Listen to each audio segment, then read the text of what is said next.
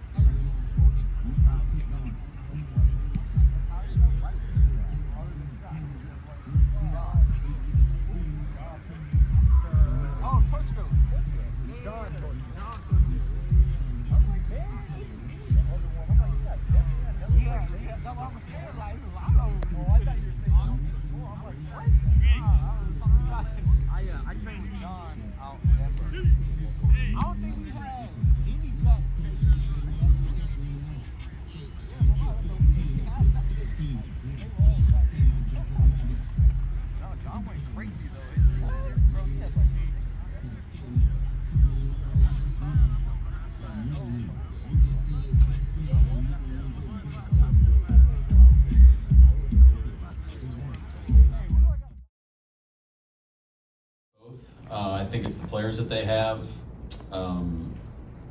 Very well coached, obviously, but they play tough. They have good players. They play hard. All the fundamentals just go right down the list. Check, check, check. Play square, get off blocks. What it takes to play really good run defense. Numbers back it up. Tape backs it up. So we got a great challenge ahead of us. The players are out there playing, and they have really good players with sound, good fundamental schemes and change-ups. I know we have really good players and with what I believe are sound schemes and change-ups.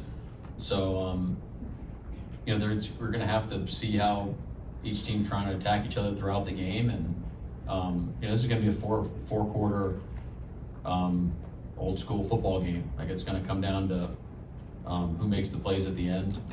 That was the message to the team today, and it's going to be a great game.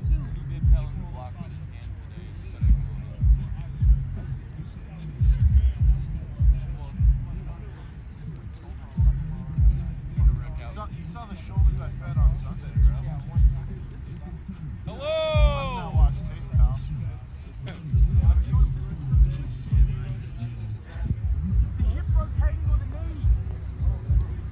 There we go. You can't rotate. Got a pretty good defense.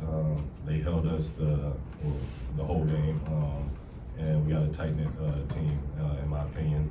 The offense stuttered in the first half. Everybody saw it, but the way our defense kept responding every time they had to go out there on the field and get a big stop, they did it. So, we're going to lean on each other this whole season. Nobody wants to start out the season like we did on offense, but we're going to learn from it. And like I said, man, our defense had our back, and we're going to continue to lean on each other throughout the whole season. Go against one DB for the whole game because you get to study each other. But Patrick is one of the best corners in this league. As y'all have seen, it was a good matchup. He's a smart, very patient corner. But just glad to get to go up against one guy and not have to switch techniques against multiple corners during the whole game. But it was a good matchup, Cam. I think they're two of the best corners in the league, especially that I get to go against them every day at practice. Iron sharpens iron. They're going to make me a better player throughout the whole season. But no, it does not surprise me that Reek is making those type of plays, on the defensive end. I think they pretty much did the same. They both debrief us, give us their opinions, let the coordinators talk, and then we break off into position meetings, and that's where we really get the details of ironing out, what we could have did better, what we did good. But it's pretty much standard procedure. It's the following years. It was us being held back. The run game was working. Ken was churning, and we just kept going back to the well, and he just kept producing for us, and we didn't have to throw the ball in a sense. So when we need to throw the ball and need explosives down the field, I think Grove will dial it up for us. But I mean, if running the ball is what we need to win games, then why not? Sure.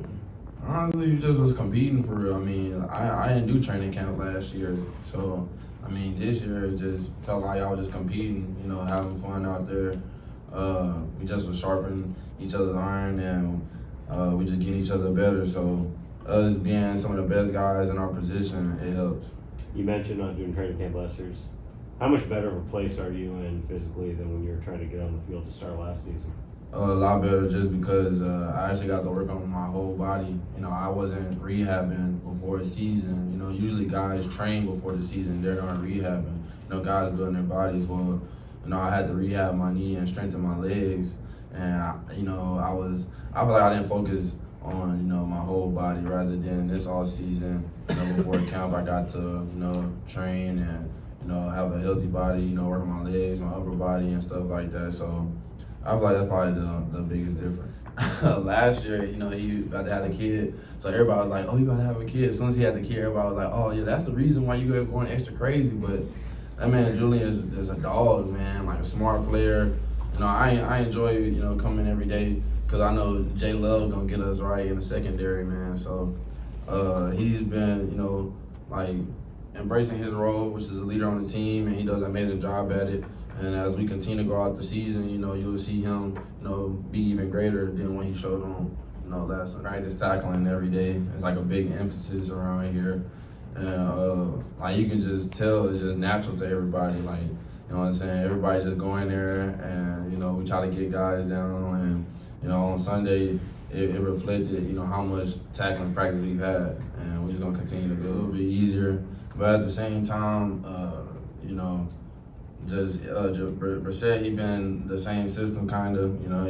He did come from Cleveland, so he got a good amount of film on him just because he has been in the league way longer than Bo Nix. But also, you just take the same approach for real as any other week, and you just try to find different tendencies and stuff, so that way you can have an edge on Sunday.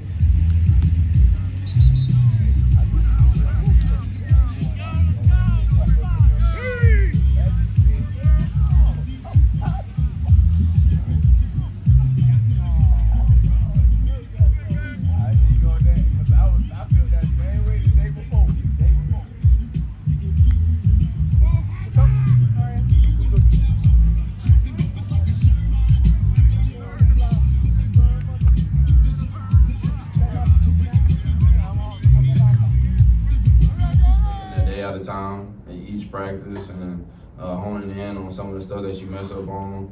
And, in practice, you're supposed to make mistakes, so that way in the game, they don't really happen or we minimize it. So just throughout the week, we just get better each day. And if we do make a mistake, we correct it the next day. So that way when it leads up to Sunday, those mistakes aren't the ones we made at practice. Got the ability to go out there and have that confidence and stuff like that. So it wasn't necessarily a surprise.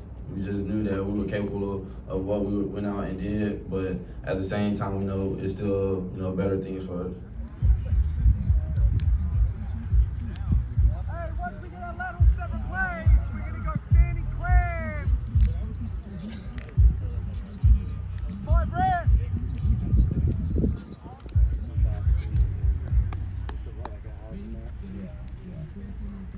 Hey, then we're going to lock in, step replace for 10.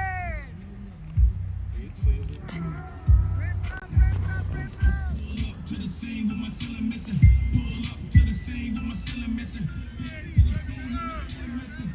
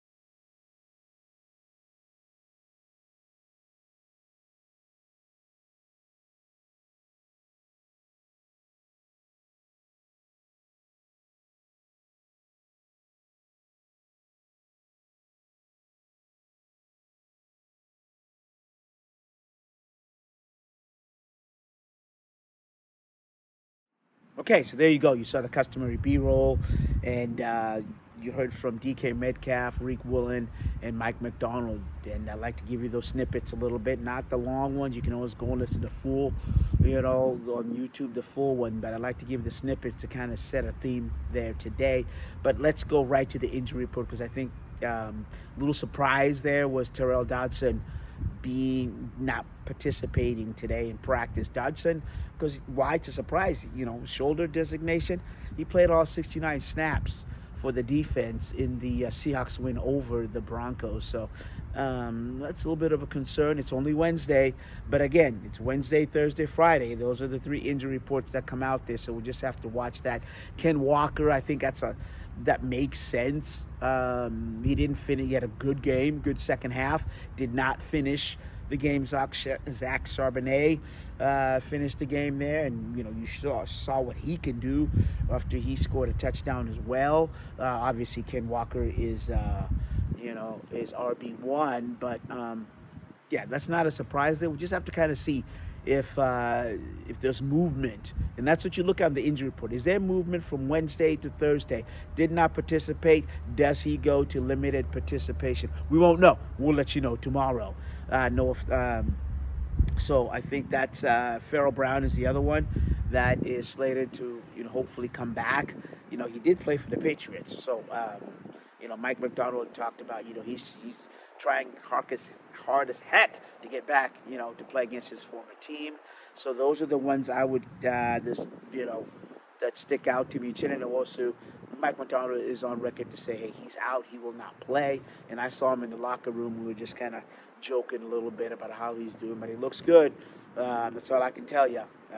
He's in good spirits, and he's definitely on track to come back. And as far as the team, if you asking me, we don't see full practice, but talking to players, we do get access to talk to them in the locker room before practice, so you really get to chit-chat with them, and they don't tell you all the X's and O's, but they give you some insight. Good insight from Charles Cross. Asked him about, hey, Charles, what happened between the first half and the second half, against the Broncos? And he said, hey, Masvidal, we had to play clean football. It's like, well, what does that mean? And he said, Charles, break me off something. Tell me really what that means. And he said, look, in the second half, we really focused on our assignments, the communication, and the execution. And that was really the reason why they, you saw the tale of two halves, if you will, for the Seahawks offense. And I asked him, I said, is it fair to assume that this is an offense that really wants to be physical? And he said, that's a fair assumption. So there you go. Yeah, I think that's really it. Well, let me add one more. Mike McDonald he's a process guy, as I've talked about. He's really looking for the team to make that jump from week 1 to week 2. There's a big jump from week 1 to week 2 in the NFL all the way around, because week 1 is so many surprises. And then obviously I think week 3, that's when things settle down. So from the VMAC in Renton, I'm Masvidal Mara for the CascadiaSports.net report. And look, we hit 2,000 followers. Thank you. And appreciate the likes, the comments, and you all listening. I read every comment, and if there's something you want to say there, something you want to see, please do so. Really appreciate it.